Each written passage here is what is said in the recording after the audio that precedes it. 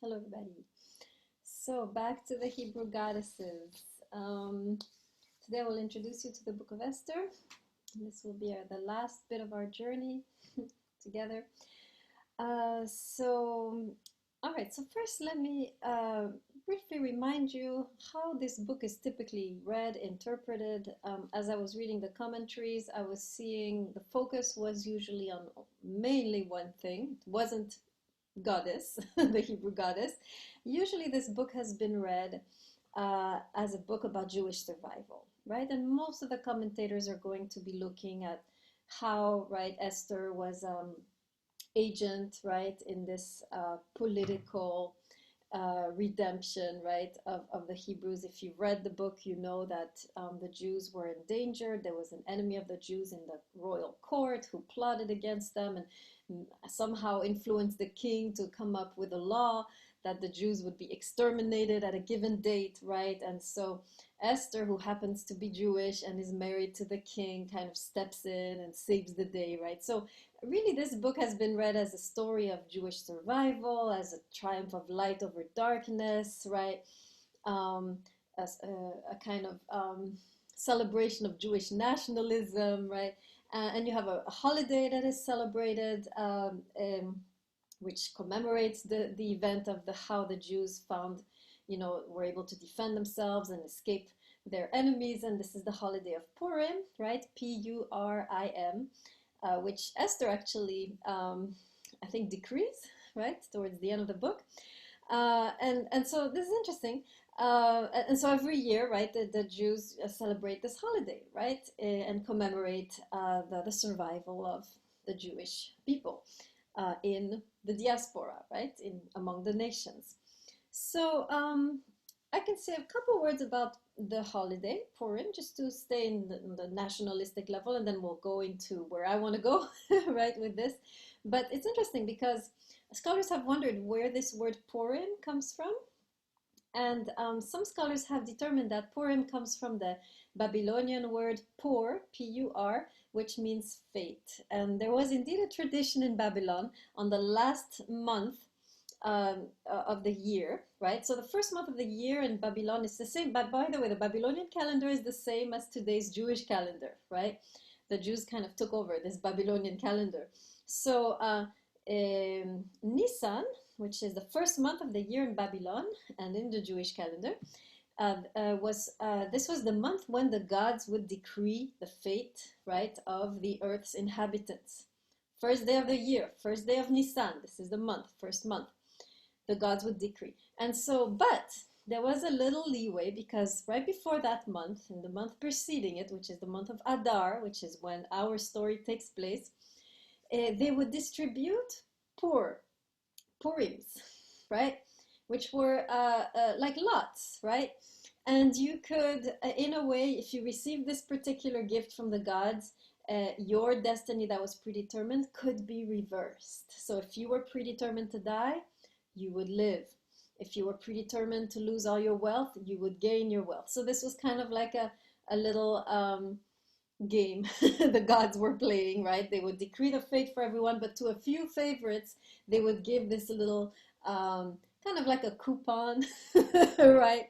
Where they could kind of like overturn their fate, right? So this story really, if we see in this light, right, of this Babylonian holiday, this story really is a story of reversals, right? You have Esther, who is an orphan, who becomes the queen of Persia, right? You have Mordechai, her uncle, who is kind of, at the, kind of a lower official in the court, becomes, right, starts making the law like the king. You have Haman, the enemy, who is supposed to be on the top. He ends up on the bottom, right? So you have all kinds. You have Vashti, the queen, who becomes a nobody, right? So you have all kinds of reversals throughout the story, reversals of fate. So there's a kind of also um, um, kind of theme, right? This is also one of the themes. But all of this has to do again with Jewish survival, how, the underdog rises to become, right, the king, right? And this is kind of, you can almost see this as a kind of wish fulfillment, collective projection, right? I mean, Nietzsche would have a field day with this text, right? And Freud, showing how, if you're the underdog, you're going to come up with stories like this where your fate is overturned and you become the king, right? So this is kind of, the way this book has been interpreted in general, and most of the commentators will take, note some of these things that I mentioned, right? So in this class, we're going to do something else, obviously, right? Since this is one of the books of the Mother's House, which, by the way, sadly, as I was reading the commentators on the book of Esther, I didn't find barely anything on the feminine aspects of the book, right? On the theme of feminine empowerment. That is very, very a strong line, right? A strong line of thought in the book. But I haven't seen much, right? It hasn't been done. The book of Esther, in my view, still needs to be explored by women, right? We haven't yet really discovered all of the treasures that lie in this book with regards to female empowerment and so forth, right? So I want to read this book with you, right, as one of the first feminist books of the Bible. And I am using the word feminist in a very particular sense. When we read this text, and we'll do this next time, when we see Queen Vashti, right, who is the first wife of the king, she is arguably the first feminist of the Hebrew Bible, right? And what we will see is that Esther, right, who comes after her, is not a feminist in that sense, right? She's very different. She's very soft-spoken. She's very diplomatic, right? Like strokes the king in the direction of the fur, right? Yet, right, she manages to overturn a very precarious situation, right? So I'm going to first right now distinguish briefly between the two women and their brand of feminism, because it's very different the way that they operate as women and the way that they reach empowerment, right? So, I mean, I'm sure, hopefully by now you've read the whole text, so you know what I'm talking about, right? If you haven't, drop everything, read it, and come back, right? So Vashti, the first queen, we're going to talk about her extensively in chapter 1. But she is really a feminist in the sense of individuation in resistance, right? She individuates as a woman, but has to go through an act of resistance to do so, right? So, and we'll see how she resists the king in order to preserve her agency, in order to preserve her dignity as a woman, her personhood, right? But she does so in confrontation, right? So this is individuation in confrontation with Queen Vashti. And this is typical, right, of if you read most feminist literature, and justifiably so, by the way, it is confrontational. A lot of what you will read are women who are sick and tired of being, relegated as objects, right? And they are the literature is very confrontational. It's very challenging. If you're reading it as a man, you're constantly being challenged as a man, right? It's not fun to read, right? If you're a man. So there is certainly room, right, for this type of approach. The only problem is that in our text, and perhaps in general, it doesn't work, right? In the end, Vashti, she's kicked out, she's out of the picture, nothing changes, right?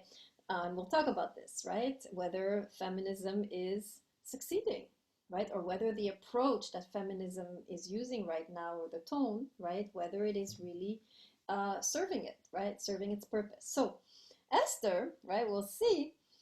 I would like to see her less as a feminist, more as a womanist. Remember, we made this distinction sometime early in the course, right?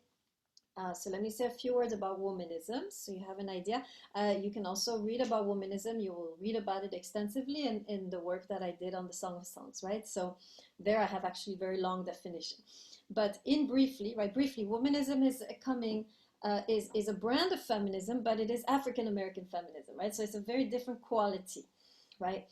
In general, this is a type of the woman in womanism, right? If she is a womanist, she individuates not in confrontation, but in connection, right? In other words, the connection with the man is protected, is safeguarded, is honored as an important part of the woman's journey, right? So this is a very different perspective, right? In feminism, the individuation is in confrontation. I become autonomous from you, right? I am now my own person, right? I'm no more submitted to you. Womanism is different. It individuates with the male. It understands that its own individuation as a woman, right? The woman understands, the womanist woman, right, understands that she cannot individuate separately. She individuates in connection.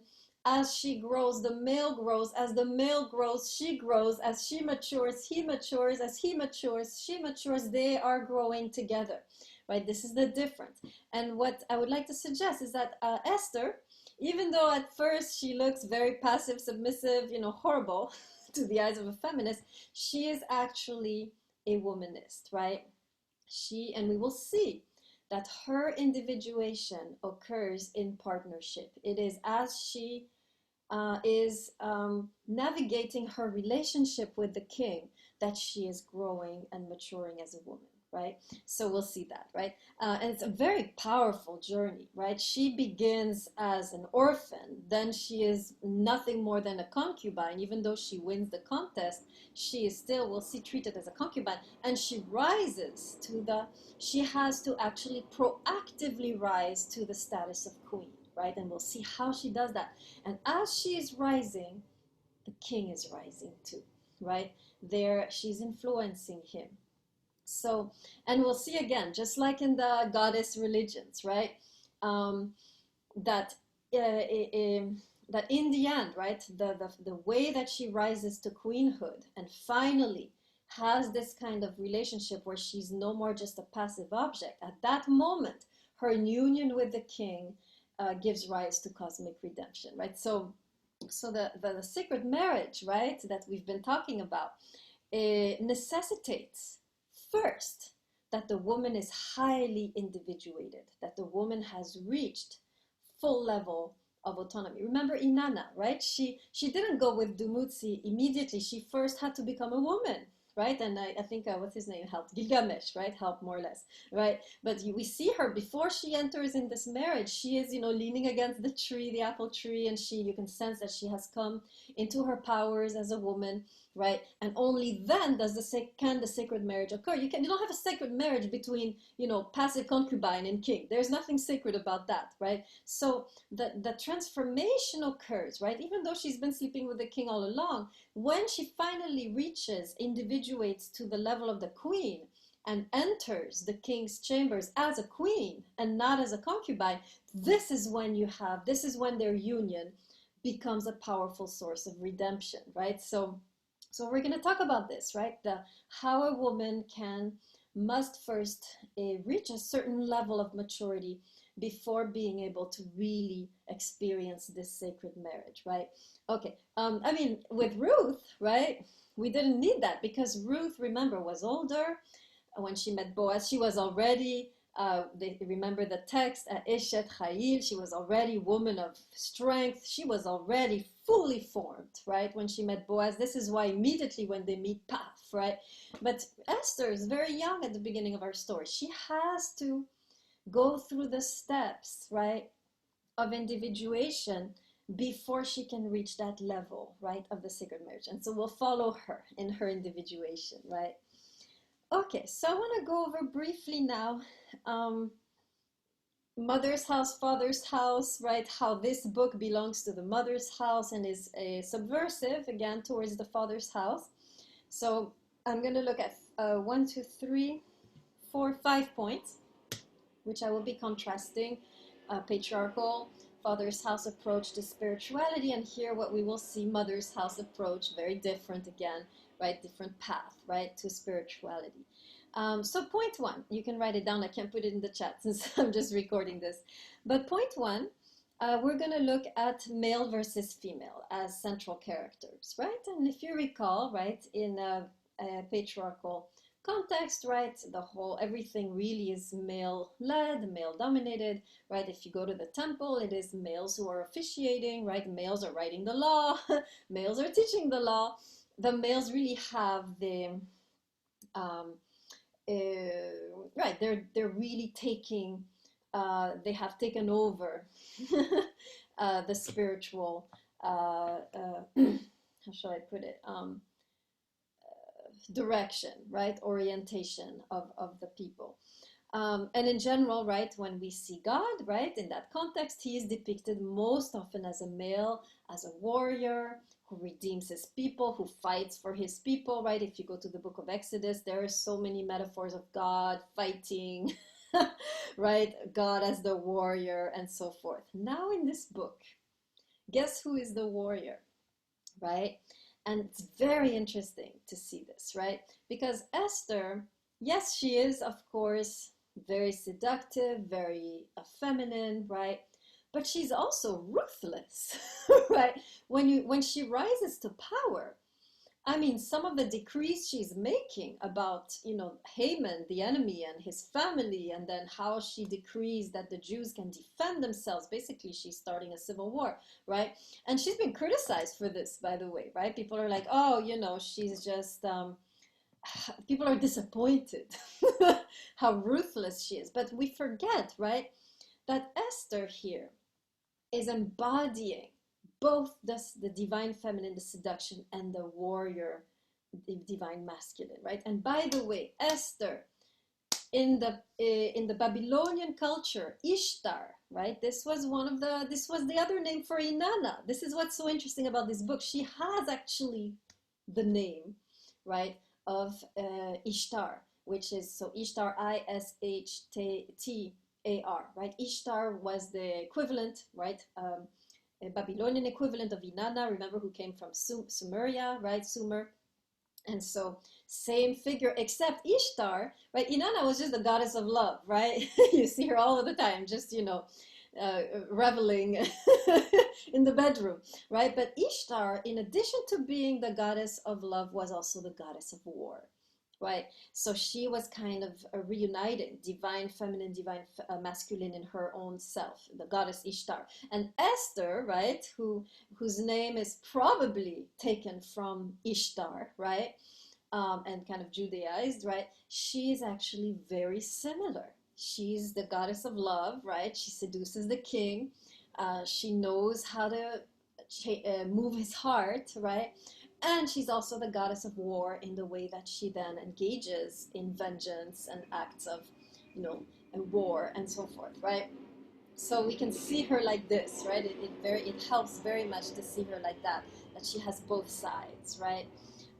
Love and war are united in Queen Esther, just like Ishtar. So I think the writer, right, of the book of Esther is in my view, right, he's making a connection between Esther and Ishtar, and this is going along with the whole theme of the class, right, that we are dealing here with the Hebrew goddess. But of course, the way that she embodies her goddess nature is of course very different from Inanna, right? There's nuances, but it's the same idea of a powerful feminine figure who, when you come into contact with her, redemption occurs or cosmic renewal occurs, right? So same theme, and the fact that she carries the name of the goddess is even making even more powerful this idea that we are here in the context of goddess spirituality, right? Albeit uh, retold in a Hebrew context, right?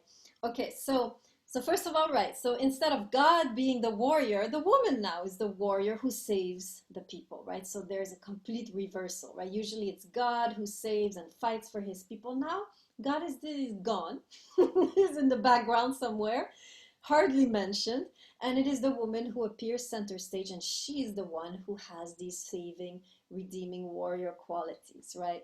Okay. Second thing, instead, of course, everything being centralized in Jerusalem as we have it in the Father's house. Remember, in the Father's house, it was forbidden, right, to worship anywhere else than Jerusalem, right? The temple there was the only place where God resided, right? Now we are, of course, in the diaspora. Diaspora means, this is the Jews who are outside. They are in among the nations. Um, and so it's a very different, in a way, spirituality is going to be experienced very differently, and we're going to talk about this in the fifth point, right? How it differs, right? But here we are also in a different setting, right? We are not in Jerusalem.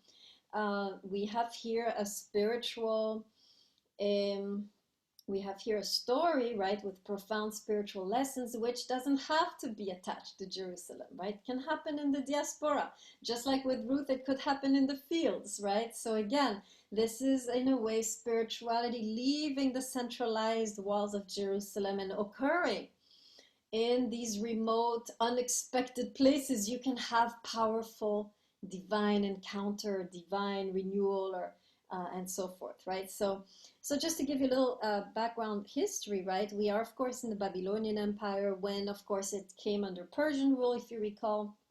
Um, Babylon was first, the first king we know of in the Hebrew Bible is Nebuchadnezzar. He's Babylonian, but then later on the Persians invade and take over this empire, and we are here under the Persian rule in Babylon, right? And there's been several rulers, right, since Nebuchadnezzar, right? Um, and now we are, of course, even beyond the return of the Hebrews, right? Remember, there was Nebuchadnezzar, then there was a few Persian rulers, and then Cyrus, which still a Persian ruler who allowed the Jews to come back, right, to Jerusalem and rebuild and recreate their nation, right? These are the Jews who stayed behind, right? And who became the ancestors of today's Iraqi and Iranian Jews, right? So we have a lot in Queens, actually, of Iraqi and Iranian Jews. They are those who stayed behind, right? Who didn't go back to the land of Israel and decided, we're fine here, after all, we're doing good, right? And yet, right, even though they stayed behind, we could think that they've become completely assimilated and there's nothing left there of relevance to the spiritual, spiritual growth and so forth. And yet, right there, right, you have a powerful manifestation, right, a powerful spiritual teaching in this context, unusual, unexpected context, right? Okay, then point 3, we move from the temple to the bedroom, right? Remember, we've been seeing this, and also even in the Gospel of John, right? The body becomes the temple, or the bedroom becomes the temple, right? And now, instead of the temple being the place where there is this powerful transformation, renewal, is the bedroom, right? It is in the intimate encounter between the man and the woman in the bedroom here in our story that everything shifts and is transformed and is renewed, and the cosmos is renewed, and the Jewish people are saved because of the bedroom. Right? No bedroom, genocide. Right? Okay. So then, point 4, right? We're going to look again at the distinctions between holiness, right? In the Father's house, of course, holiness is the ultimate virtue.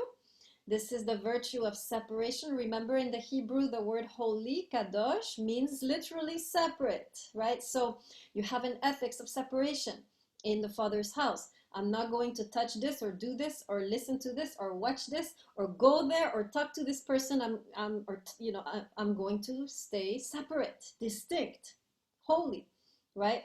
And now you have this Jewish girl having to sleep with this brutal pagan king, right? Where holiness out the window, right? This is forbidden on so many levels, right? I mean, first of all, he's not Jewish. Second of all, he's absolute brute. When you read in the beginning, he's very primitive. Initially, when you read about him, right? She's just there. I mean, basically, in a way, right, the assimilation is pushed a little too far, according to the rabbinic commentators, right? A lot of rabbis are reading this and are so uncomfortable with what is going on, right? Because where is the consent? Where is the wedding? Right? Where is the, right? What about, the eating, the food? Is the food kosher? Right? I mean, I was reading a little bit, it was interesting. So some rabbis were like, really struggling with the fact that she's in the court of the king, and, how's she going to eat? Right? And so they try to arrange things by saying, she asked for special meals to be, like cooked for her that were kosher, right? So they're trying to arrange it. And then, of course, this notion that she has to sleep with the king, that was just so, you know, unthinkable for the rabbis, that this beautiful Jewish virgin right now has to sleep with this, guy, this king who's been just, so promiscuous. Remember, it's been several years he's been having one virgin in his bed every night, right? Remember when he deposed his wife, remember the plan, right, was to have this beauty contest, right? And every night he would try another woman, right? Virgin, of course. So this guy, and by the way, this had been going on for 4 years until he finally picked Esther. So this guy had been sleeping with, like, I don't know how many women, thousands, right? And now the rabbis are horrified at the idea that this beautiful Jewish maiden, right, can have to enter this bed, right? And so they come up with this other thing that, she spent a lot of time before, that first night with the king, begging God to forgive her, right? So they're really trying to arrange it. They're very uncomfortable, right, with this. And yet the story has this, right? And there's not an ounce of judgment in the story itself, right? It seems, it's just, right? Esther's just going with the flow, with the approval of her uncle, right? She's part of the beauty contest. She's part of the training in the harem, right? And she ends up sleeping with the king on that first night, right? Interestingly, she wins his heart, right? We don't know how. I would love to know what she did in that bedroom, right? But, right, there's really some problems here, right? When it comes to the father's house, you would never let your daughter do this, right?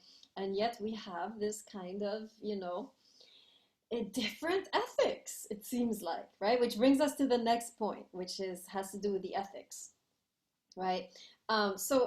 Again, right, that the father's house has very clear commandments, and Esther is breaking a few of them right now in the court. Certainly, she's not eating kosher. I don't hear her ask for special treatment like Daniel did. Remember, Daniel was in the court a few hundred years, or maybe 100 years before her. Same problem, Jewish in the court, supposed to eat all of this, nasty food, right, for him. And he actually asks specifically a vegetarian diet, so he doesn't have to worry about kosher, right? So he's making really sure that he's keeping his rules. Esther, I don't hear her doing that. I don't hear Esther going to the eunuch like, hey, so it's very different. She's already very assimilated, right? Compared to Daniel, who arrived, earlier and was still trying to keep, his commandments. So in the father's house, you do have set of commandments with regards to sexual behavior, with regards to how you eat, with regards how many times you pray. And Daniel was doing all of this, right? Praying 5 times a day, like he had been taught. He didn't give a damn. He was just continuing to do his Jewish thing, right? Almost got killed for it. Esther, however, very, very docile, very accommodating, right? Not a single request, right? Except maybe the secrecy that she keeps, and we'll talk about that, right? So here we have different ethics, right? We have more of an ethics which is situational. In other words, the situation guides what you're going to do next. It's not that you have in your head the set of rules you have to do at all times, absolutes. Here, Esther seems to be navigating with the flow. If this is required of her, she'll do it. If that is required of her, she'll do it, and so forth. So this is, so the situational versus universal ethics, very different. Universal ethics, all time, I'm going to do this, no matter what. Daniel, right? Situational, I'm going to look at what is needed at a given moment, and that is what I'm going to do. And then if this is needed, I'm going to do. Right now, Esther, is needed I keep my identity secret? Okay. It's needed I blend in? I blend in. Needed I sleep with the king? I sleep with the king. Needed I now finally emerge and say something? Okay, I'm going to say something, right? So doesn't mean that she loses herself, right? It just means that we're dealing here with what the philosopher Irigaray called moving boundaries. I'm going to talk about this briefly because this is a very interesting concept. This is the philosopher Irigaray. She's still alive. She's a feminist philosopher. I'll spell her name since I can't write it in the chat. Irigaray. Irigaray.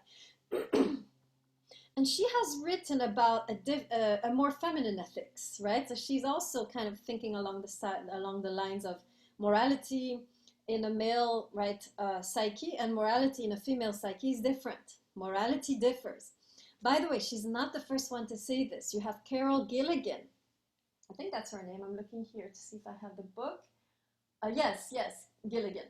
The very famous book by Carol Gilligan called In a Different Voice.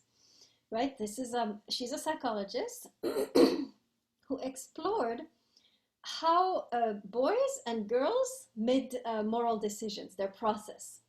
And she examined over the course of several experiments with hundreds of subjects. She observed that women thought through a moral situation differently than men thought through a moral situation. They had a different way of navigating a moral dilemma. And so she shows in her book that women have simply a different way to think about morality than men. We have a different moral apparatus, right? And we see this when you contrast Daniel and Esther. You see this, right? Daniel is universal ethics. At all times, I'm going to do this no matter what, even if I have to die, right? Esther, it's more, I know who I am, and I'm going to see, nevertheless, how I can be myself while being in context, right? So Irigaray calls this moving boundaries. You have a boundary, you know who you are, but you're able to move, but it's still there, right? So suppose you have, let me give you an example, right? Suppose you have like, so this is a boundary, right? So you can have it fixed, it doesn't move, or you can be like, you know, this is Esther, right? So she still has a sense of her Jewishness. We know that because she keeps her name secret. We're going to talk about that, right? She doesn't reveal her name, meaning her true identity, meaning her Jewishness. So she is really protecting that. But she's able to keep her identity while navigating the outside world. Another expression which will help you understand what she's doing, still by Irigaray, and this is, by the way, in her very excellent book called Sharing the World, right? You can look it up. But Irigaray talks about the notion of double listening, meaning I listen to myself, but I'm also capable of listening to you. And then I kind of work with you. So I'm still myself, but I know that in this context, I have to adapt who I am, right? I'm trying to give you examples because this is not easy to figure out. Aristotle talks about this also. This kind of moving boundaries. Here's what he says, I think in the Nicomachean Ethics. I have to check exactly where. But he says ethics, right, can never be absolute.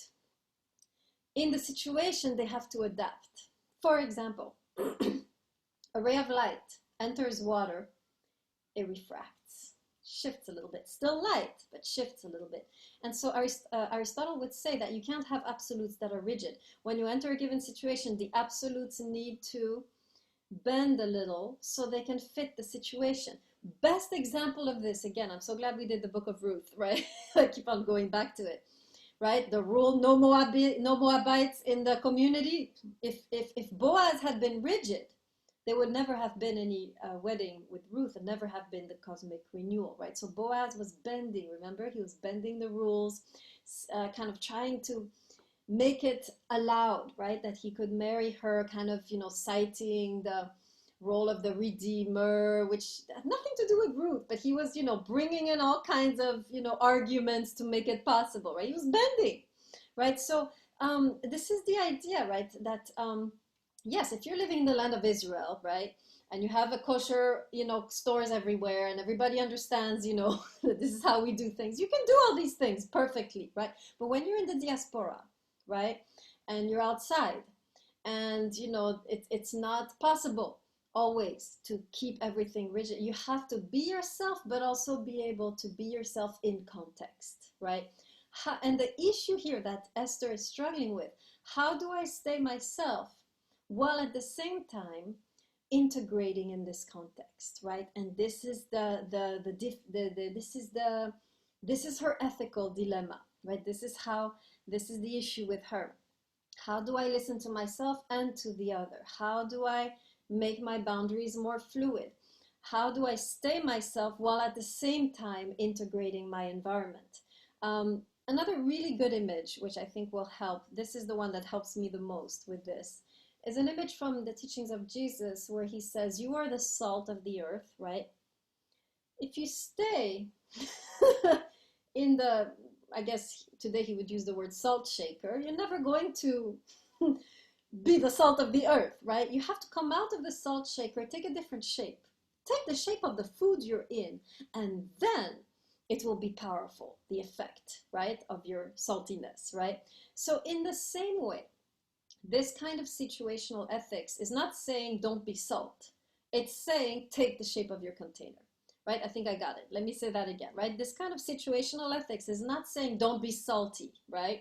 It's simply saying you should stay salty, but you have to, in order to work, in order to really have an effect in the world, you have to take the shape of your container. You can't stay in the salt shaker all snug and being like, I'm not going out, right? No, you got to go out, take the shape of the food that you're in, spread through the dish, right? While retaining your saltiness, and then it will be powerful, right? And I think this is where Esther is, right? She is the salt. She has come out of the salt shaker. She has to adapt.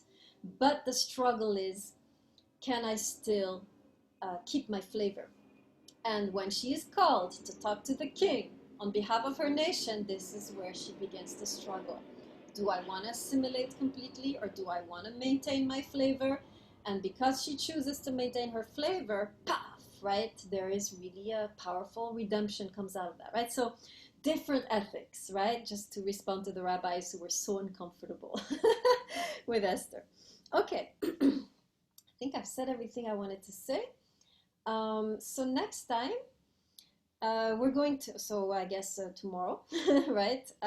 Thursday, we're going to look at chapter 1, and we're going to be looking at Vashti. We're going to look at this notion of feminism.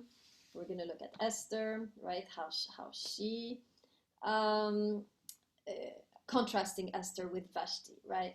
Okay. Good. I wish I could ask if there were questions, but you're not here. So I will just end it here. And of course, you can keep your questions for tomorrow. If you have questions on anything I said today, you can bring it up tomorrow. All right. Happy reading. See you tomorrow. Bye, everybody.